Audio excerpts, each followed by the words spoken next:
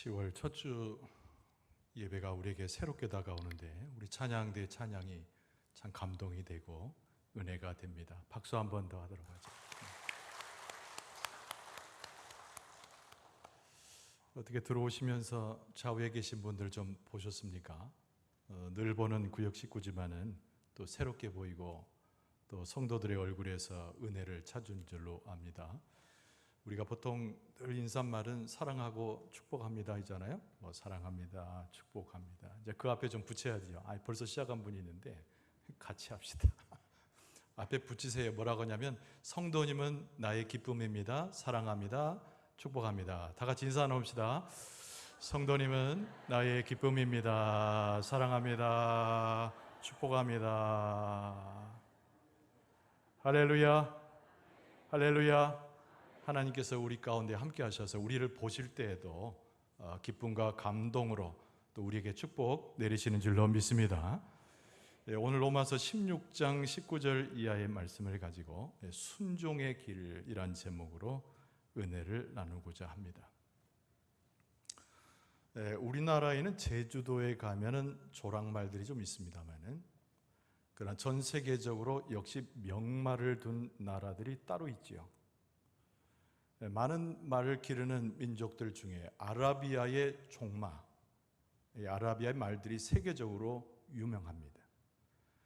그런데 이 아라비아의 종마를 선택을 할 때 유명한 일화와 전설 같은 이야기가 있어요.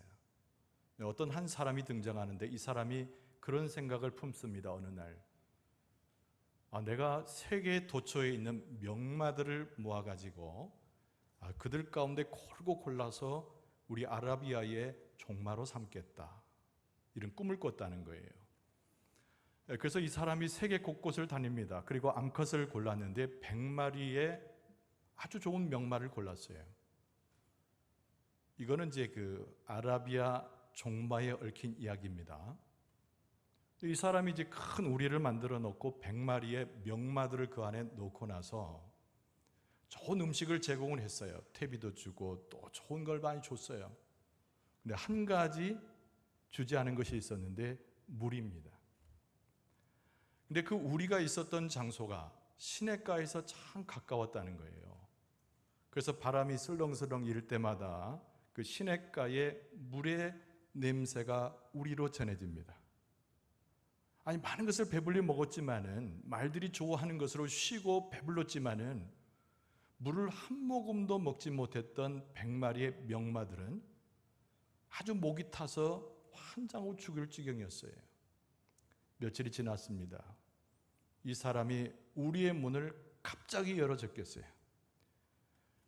며칠 동안 물 한 모금 먹지 못했던 이 명마들이 그 시냇가를 향해서 일제히 달려가는데 그 모습이 아주 대단한 광경입니다.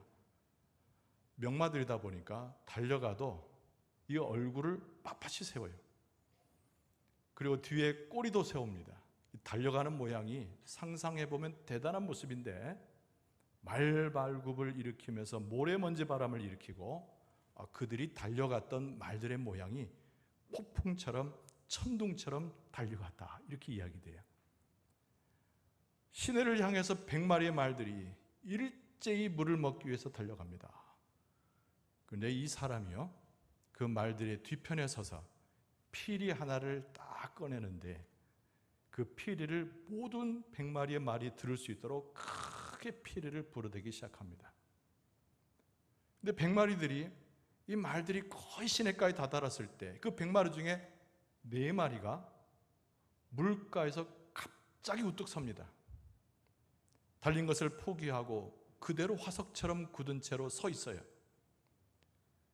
100마리가 다 피리 소리를 들었지만 이 4마리는 그 피리 소리를 무엇으로 여겼느냐면 멈추라고 하는 주인의 명령으로 알아들었던 것이죠.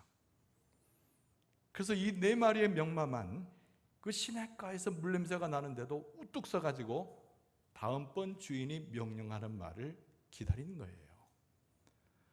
그때 이 사람이 그 명마들을 향해서 이렇게 소리칩니다. 내가 이제 멈춰서서 주인의 말을 기다리는 저 4마리의 명마를 가지고 세계적인 말을 키울 아라비아의 종마로 삼겠다, 이렇게 선언을 해요. 96마리의 명마들은 빼고 그 중에서도 최고인 명마들 4마리를 길러다가 아라비아의 종마로 삼았다고 하는 전설적인 이야기가 있어요. 여러분이 이 이야기 가운데 우리는 무엇을 깨닫습니까? 순종이라고 하는 것이 무엇인가를 우리는 알게 된다는 거예요. 여러분, 순종이라고 하는 것이 무엇입니까? 우리가 하나님 앞에서 담대히 믿음으로 서서 어떤 상황이든지 흔들리지 아니하고 하나님의 뜻을 따라서 자기의 삶을 다스려 신앙의 삶을 살아가는 그 행위를 우리는 순종이라고 이야기합니다. 여러분, 그러나 우리의 삶을 이렇게 돌아다 보면 우리는 흔들릴 때가 많은 존재임을 알게 돼요. 유혹이 닥쳐오는 세상 가운데서 어려움이 내게 경험되어지면 우리는 순식간에 우리의 믿음과 우리가 맹세했던 하나님이란 믿음을 잊어버릴 때가 종종 있습니다. 여러분, 그럴 때 우리가 잘 수습해서 믿음으로 일어나면 큰 은혜가 되지만 그 상황을 수습하지 못해서 세상 길로 가게 되면 우리에게는 커다란 후회가 남을 수 있습니다. 오늘 본문의 말씀은 사도 바울이 로마 교회에 편지한 글이에요. 이 로마에 있는 교회 성도들이 그 위기를 경험하고 있었다는 겁니다. 많은 이단 종파가 들어왔어요. 많은 사람들이 유혹합니다. 사탄이 교회를 분탕질하는 거예요. 그 가운데 로마에 있는 교회가 큰 어려움을 겪고 그 유혹 속에서 헤매입니다. 그러나 사도 바울은 오늘 본문의 말씀, 이 로마서의 말을 서신으로 로마에 있는 교회에 편지하면서 그들을 오히려 칭찬하고 격려하고 있는 말로 그들에게 다가가고 있어요. 너희들이 그 유혹 가운데서도 흔들리지만, 어려움 속에서도 헤매이지만 너희들은 흔들리지 않을 것과 믿음을 지킨 하나님의 백성임을 내가 안다 라고 사도 바울이 인정하고 있는 것입니다. 너희들은 참 하나님 앞에서 하나님의 말씀에 순종함이 너희들의 흔들림과 너희들의 유혹을 이겨내고 있구나. 그래서 사도 바울이 19절 말씀에 뭐라고 기록했냐면 너희의 순종함이 모든 사람에게 들리는지라. 이렇게 오늘 본문의 말씀을 시작하고 있어요. 모든 환경의 흔들림과 유혹 속에서도 너희들이 하나님의 말씀에 순종했던 그것이 너희들 넘어지게 하지 아니하고 성공하는 교회로 이끌고 있구나. 사도 바울이 이것을 칭찬하고 있는 것입니다. 그 당시에 로마 교회는 많은 사람들에게 소문나기를 어려움을 극복했던 교회, 어려운 순간에도 유혹을 이겨냈던 교회, 모범적인 교회로 소문나 있었습니다. 근데 그 비결이 무엇이라고요? 사도 바울은 하나님 앞에서 하나님의 말씀에 순종하는 너희들의 모습이 너희들에게 그만큼 소문난 것처럼 모든 것을 극복하게 하는 힘이 되었다라고 설명하고 있는 것입니다. 우리의 삶의 현장 속에서 우리는 순종해야 함에도 불구하고 순종할 수 없는 미혹의 영 앞에서 오늘 이 본문의 말씀에 드러나고 있는 사도 바울을 통한 하나님의 말씀의 측면에서 과연 우리가 하나님이 받으실 만한 순종의 길이 어디 있는가를 찾아볼 수 있어야 됩니다. 여러분, 오늘 본문의 말씀의 첫 번째는 우리의 순종이라고 하는 것은 반드시 참된 분별력을 갖고 하나님 앞에 서는 것임을 사도 바울이 강조하고 있어요. 제가 19절 하반절의 말씀을 다시 읽어드리면 너희가 선한데 지혜롭고 악한데 미련하기를 원하노라 그랬습니다. 사도 바울이 무엇으로 권고하지요? 우리가 순종의 길을 걸어갈 때, 하나님의 말씀에 순종할 때 우리는 분별력을 가져야 되는데 악한 일에 행하지 아니하고 오히려 선한 것에 탁월하여서 하나님의 뜻을 이행하는 삶을 살아가야 됨을 강조하고 있는 겁니다. 혼탁한 시대를 살아가잖아요. 우리의 삶 자체를 좋은 세대라고 그 누가 얘기합니까? 불행한 세대이잖아요. 수많은 것들이 우리를 유혹하고 사탄의 올무 가운데 넣어지는 세대를 우리가 살잖아요. 그래서 사도 바울이 로마에 보낸 편지글 가운데 특별히 로마서 12장 2절에 보면은 너희는 이 세대를 본받지 말고 오직 마음을 새롭게 함으로 변화를 받아 하나님의 선하시고 기뻐하시고 온전하신 뜻이 무엇인지 분별하도록 하라. 이렇게 말씀했다는 거예요. 이 세대를 본받지 말고 미혹의 영 가운데 흔들리지 말고 선하시고 기뻐하시고 온전하신 하나님의 뜻이 무엇인지를 온전히 분별하라는 거예요. 여기에 우리의 순종의 길이 열릴 수 있음을 사도 바울이 강조하고 있는 것입니다. 우리가 사는 이 시대를 향한 사도 바울을 통한 하나님의 말씀이 여기에 기록이 되어져 있는 것이죠. 여러분, 미국의 30대 대통령이 누구냐면 켈빈 콜리지라고 하는 인물입니다. 근데 이 사람에게 얽혀진 유명한 일화가 하나 있어요. 이 사람은 백악관에다가 사람을 초청해가지고 음식 먹기를 좋아했는데 그날도 역시 아침 식사를 하면서 몇 명의 사람들을 백악관으로 초청했습니다. 근데 이 사람들은 백악관에 처음 와서 처음으로 대통령을 만나는 거예요. 얼마나 어려웠겠습니까? 근데 식사를 시작했는데요, 대통령의 엉뚱한 행동 때문에 초대받았던 사람들이 순간 당황했습니다. 그 내용이 뭐냐면 대통령이 커피잔을 이렇게 들고 그 접시를 빼더니 그 접시에다가 커피를 좀 딸고 프림과 설탕을 더 위에 올리는 거예요. 초대받은 사람들이 이 대통령의 엉뚱한 행동에 당혹했지만 우리들도 그렇게 해야 되나 싶어가지고 대통령을 똑같이 따라서 했습니다. 커피잔을 들어서 놓고 그 접시에다가 커피를 조금 붓고 설탕과 프림을 잔뜩 넣었어요. 그들이 그 순간 대통령이 갑자기 접시를 들더니 고양이한테 썩 밀어주는 거예요. 그 옆에 있던 사람들이 어떻게 했겠습니까? 고양이한테 접시를 줬겠습니까? 자기가 먹었겠습니까?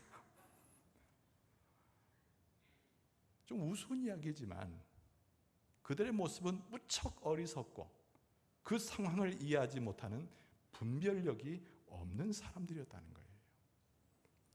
도대체 우리에게 있어서 사도 바울이 요청하는 선한 것과 하나님의 악한 것을 구별할 수 있는 이 분별력은 무엇인가?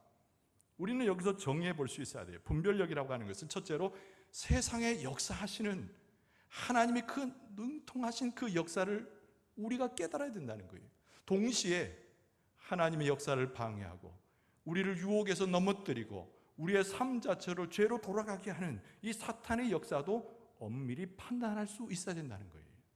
하나님의 역사를 깨달음과 동시에 우리를 방해하는 사탄의 역사를 정확하게 분별할 수 있는 힘, 그것을 분별력이라고 하는 말로 정의할 수 있는 것입니다. 여러분, 우리가 그리스도인이지만은 예수님 때문에 변화됐다고 이야기하지만 우리는 항상 경험하는 것이 우리의 심령 상태와 우리의 삶의 형태가 하나님 앞에 합당치 않음으로 고민할 때가 많아요. 분별력을 갖지 못한 채 순종하지도 못하고 하나님의 뜻을 따라가지 못하는 우리의 한계를 곧장 보게 된다는 거예요. 예수님께서 말씀하셨습니다. 마태복음 13장에 나오는 씨 뿌리는 자의 비유를 통해서 우리의 연약함을 예수님께서 지적하셨어요. 마태복음 13장 22절에 보면은 가시 떨기에 뿌려졌다는 것은 말씀을 들으나 세상의 염려와 재물의 유혹에 말씀이 막혀 결실하지 못하는 자요 그랬습니다. 세상으로 향하는 우리의 마음이 있을 때, 세상을 탐닉하는 우리의 심령이 있을 때 우리는 즉각적으로 우리의 심령에서 사라지는 것이 하나님의 은혜 가운데 경험되는 그 분별력이 없어진다는 거예요. 누가복음 21장 34절에 보면 너희는 스스로 조심하라.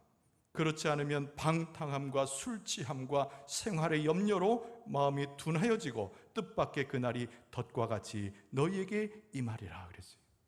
분별력이 없다는 얘기는 영적으로 아둔해진다 그런 말입니다.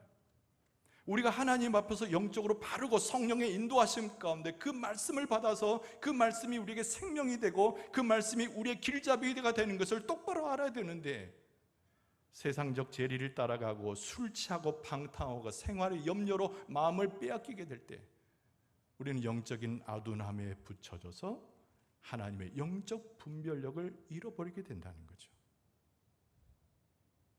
오늘 사도 바울이 강조하고 있는 것은 하나님의 선한 것과 우리에게 시시각각으로 다가오는 그 악을 분별할 수 있는 힘을 가져야 되는데 그 분별력을 어떻게 가져야 되는지의 힌트도 우리에게 주고 있습니다.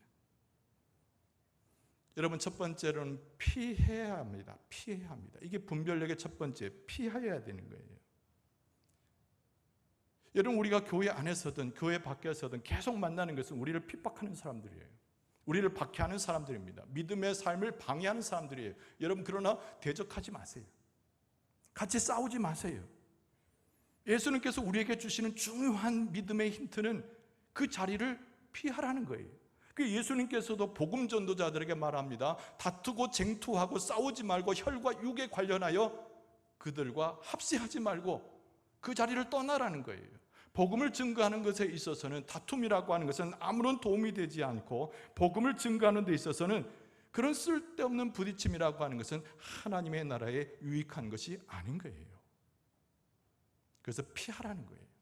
분별력을 가진 사람은 괜히 자기 감정을 따라서 자기 힘을 따라서 싸우는 자가 아니라 그 자리를 피하는 지혜를 가진 사람이 분별력을 가진 사람입니다. 두 번째는 뭔고 하니 절제해야 돼요. 진리를 선포할 때에도, 하나님의 말씀을 받고 그 말씀을 전할 때에도 우리는 절제할 수 있는 분별력을 가져야 됩니다. 받아들이지 못하는 사람에게 억지로 진리를 선포하게 되면 진리가 마치 아주 값어치 없는 것으로 떨어질 때가 많다는 거예요. 그래서 잠언서 9장 8절에 보면은 거만한 자를 책망하지 말라. 그가 너를 미워할까 두려우니라 그랬습니다. 하나님께서 작정하시고 보내시고 하나님께서 우리 가운데 진리를 듣게 하시는 일을 내 앞에 세우게 되는데, 하나님께서 인정하시는 자를 분별해서, 하나님의 택하신 자를 분별해서, 하나님이 쓰시고자 하는 자를 분별해서 그에게 예수 그리스도의 진리와 하나님의 나라의 진리를 전하라는 거예요. 세 번째, 하나 더는 진리를 전할 뿐만 아니라 사랑해야 할 대상을 알아야 되는 거죠. 우리가 진리를 전하는 자들은 어떤 자들입니까? 부유한 자가 아니에요. 힘 있는 자가 아니에요. 예수님께서 함께 하셨던 것처럼 소외되고 가난하고 병들고 죄인된 자들에게 오히려 예수 그리스도의 진리를 선포해야 됩니다. 그러나 여기서 우리가 기억할 것은 예수 그리스도의 사랑은 모든 일을 품었기 때문에 분별할 수 있는 사람은, 하나님 앞에 무릎을 꿇고 영으로 분별할 수 있는 사람은 내 원수까지라도, 나를 해하는 자까지라도 사랑으로 품을 수 있어야 되는 거예요. 그것이 육신적 사랑이 아닌 예수 그리스도의 사랑으로 품을 수 있어야 되는 거예요. 그래서 분별력이라고 하는 것은 성령의 은혜 가운데 그리스도 앞에, 하나님의 말씀 앞에 분별력을 갖는다고 하는 것은 피할 줄도 알아야 되고 절제할 줄도 알아야 되고, 사랑의 대상자에게 하나님의 명령을 선명히 들어서 그 말씀을 증거할 수 있는 자가 되어야 한다는 거예요. 주께서 우리에게 그런 은혜를 허락하실 줄로 믿습니다. 내게 분별력이 없다고 판단된다면, 내가 아둔하다고 판단된다면, 내가 무엇을 행할지 모른다고 한다면 어떻게 합니까? 하나님 앞에 나가서, 그리스도 앞에 나가서 분별력을 달라고 기도해야 합니다. 사람에게서 지식을 찾으려고 하지 말고, 사람에게서 지혜를 얻으려고 하지 말고, 로마에 있는 교회처럼 하나님의 말씀 앞에 무릎을 꿇고 선한 데 지혜로운 자가 되고 선한 데 현명한 자가 되고 악한 것을 물리칠 수 있는 분별력을 하나님 앞에 달라고 요청해야 되는 거예요. 여러분, 우리 교회 성도들이 기도하게 될 때, 무릎 꿇게 될 때 성령의 은혜를 통하여 분별력을 가지매 하나님 앞에 올바로 충성하고 순종할 수 있도록 우리를 이끌어 주실 줄로 믿습니다. 여러분, 두 번째로 생각할 수 있는 이 순종의 길은 하나님께서 우리에게 약속하신 것들을 기억해야 되는 거예요. 두 가지가 제시되고 있죠. 오늘 본문의 말씀 20절을 다시 읽어드리면, 평강의 하나님께서 속히 사탄을 너희 발 아래에서 상하게 하시리라. 우리 주 예수의 은혜가 너희에게 있을지어다. 이 말씀 자체가 너무 은혜롭잖아요. 이 말씀 자체가 얼마나 우리에게 힘이 됩니까? 여러분, 20절은 뭐라고 시작합니까? 그냥 하나님이 아니라 평강의 하나님이라고 그랬어요. 평강의 하나님. 이 평강은 우리가 생각하는 아무 이유 없이, 아무런 정적이 없이 침묵을 흐르는 상태를 이야기하는 것이 아니고, 하늘로부터 와서 악한 세력을 이기고 악한 세계를 섬멸할 만한 하나님의 능력을 상징하는 것이 이 평강이라는 거예요. 그런데 하나님께서 그 평강을 가지고 와서 하나님 앞에 순종하고 엎드린 자를 보호하시는데, 악한 것들이 우리에게 다가오고 악한 세력이 우리를 미혹할 때에 하나님께서 그들을 찾으셔서 그 세력을 보셔서 평강의 하나님께서 친히 그것을 물리쳐 주신다는 거예요. 할렐루야. 우리의 힘이 아니라, 우리의 지혜가 아니라, 우리가 어떤 능력을 발휘하는 것이 아니라, 오늘 하나님께서 사도 바울의 입술을 통해서 약속하시는 첫 번째는 하늘의 평강을 가지고 오시는 그 하나님께서 우리가 주 안에 머물도록, 우리가 주 앞에 순종하도록, 무릎 꿇도록 우리를 인도하시고 우리를 대적하는 모든 것들을 하나님께서 친히 박멸하시고 그들을 물리쳐 주신다는 거예요. 승리는 우리에게 있는 것이 아니라 승리는 하나님께 있고, 능력도 우리에게 있는 것이 아니라 하나님께 능력이 있고, 해결하시는 지혜도 우리에게 있는 것이 아니라 하나님께 무한한 지혜가 있어서 우리의 문제를 해결할 뿐만 아니라 순종하게 하시고 교회가 든든히 서가도록, 사탄의 권세를 이기고 승리하도록 하나님께서 무찔러 주시고 이김을 허락하시는 줄로 믿습니다. 그 신속한 승리를 우리가 마음 가운데 깨달아야 되는 거예요. 하나님께 순종하는 자는, 그 말씀을 받아들여서 순종하는 자는 영의 분별력을 가질 뿐만 아니라 하나님께서 약속하신 이 말씀을 붙들고, 그 평강의 하나님께서 우리의 삶의 모든 세력들을 더 하나님의 거룩을 해치고 하나님의 역사를 해치는 그 대적들을 하나님께서 무찔러 주신다는 걸 기억해야 됩니다. 아까 20절의 상반절을 다시 읽어드리면, 평강의 하나님께서 속히 사탄을 너희 발 아래에서 상하게 하시리라. 할렐루야. 믿습니까? 미국의 어떤 흑인 목사가 설교를 했어요. 순종을 주제로 해서 설교를 합니다. 근데 이 사람이 함께 이 설교를 듣고 있는 사람들을 물끄러미 바라면서 그런 얘기를 해요. 하나님께서 만약에 내게 순종하라 말씀하시면서 저 높은 돌담을 넘어가라고 말씀하시면은 나는 당연히 순종해서 돌담을 향해서 뛰어갈 것이요. 그러면서 이 사람이 뭐라고 얘기했냐면, 나는 돌담을 향해서 뛰어가는 사람이지만 아무리 높은 돌담이라도 그 돌담을 넘어가게 하시는 능력은 하나님께 있는 줄로 믿습니다. 이렇게 설교했다는 거예요. 우리가 주를 위해 살아가고 하나님의 말씀 앞에 순종하고 하나님의 뜻대로 행하는 우리의 삶을 살아갈 때, 우리의 능력에 의지를 하는 것이 아니라, 우리의 힘이 아니라 하나님은 능력의 근원 되시고 힘이 되셔서 그 목사의 설교처럼 돌담을 뛰어넘게 하는 하늘나라의 놀라운 비밀의 능력으로 우리를 보호하시고 이끌어 주시는 줄로 믿습니다. 그런데 20절 하반절에 뭐라고 기록이 되어 있습니까? 예수 그리스도의 은혜를 강조하고 있잖아요. 여러분, 우리가 하나님의 말씀 앞에, 하나님 앞에 엎드려서 아주 겸손함으로 순종하고자 할 때 우리 가운데 밀려오는 것이 있어요. 우리에게 넘쳐나는 것이 있어요. 그것이 다른 것이 아닌 은혜인데, 그 은혜는 사람에게서 오는 것이 아니라 예수 그리스도의 놀라운 은혜인 줄로 믿습니다. 그러니까 오늘 약속이 되어 있는 거죠. 우리 주 예수의 은혜가 너희에게 있을지어다. 근데 아주 충만하게 있다는 거예요. 오스카 와일드라고 하는 유명한 기독교 작가가 있습니다. 근데 이 사람이 쓴 책 중에 그날 이후라는 책이 있어요. 그날 이후. 그 제목답게 어떤 내용이냐면, 그냥 소설로 쓴 책인데, 예수님께서 2000년 전에 많은 사람을 치료하셨잖아요. 해방을 주셨잖아요. 자유를 주셨잖아요. 그런데 예수님께서 내가 해방을 주고 자유를 준 사람이 잘 살고 있는지 보러 오셨다는 거예요. 오스카 와일드라는 사람이 소설을 쓴 책이니까. 근데 예수님께서 딱 내려와서 보시는데 눈앞에 떡 나타난 한 사람이 있는데 알코올 중독으로 폐인된 사람을 보게 된 거예요. 근데 예수님께서 가만히 보시니까 어디서 많이 본 듯한 얼굴이요. 알코올 중독자의 폐인이 돼버린 그 사람을 어디서 본 듯하신 거예요. 그 예수님께서 가셔서 그에게 묻습니다. 우리 옷 만난 적 있지 않느냐? 당연히 이 사람이 대번에 예수님을 알아봅니다. 그리고 예수님 앞에 무릎 꿇어 막 울면서 이렇게 얘기해요. 예수님, 내가 안전뱅이 된 자였습니다. 근데 예수님께서 내게 다가오셔서 나를 일으켜 세우셔가지고 온전한 몸으로 치료해 주시지 않았습니까? 그때 너무나 기뻤습니다. 근데 예수님, 예수님 떠나가시고 난 다음에 두 발을 썽썽이 딛고 서서 살다 보니까 동양질도 안 되고 취직도 못하고 돈이 없어서 이렇게 폐인이 되어서 있습니다. 예수님 마음이 어떻겠어요? 예수님이 아무 말씀 안 하시고 다른 곳으로 옮겨갑니다. 부둣가의 선창가인데 어떤 사람이 막 치고받고 막 피 흘리며 싸우고 있어요. 예수님께서 이렇게 보시고 가만히 보니까 피 터지게 싸우는 그 사람 중에 한 사람을 아는 것 같아.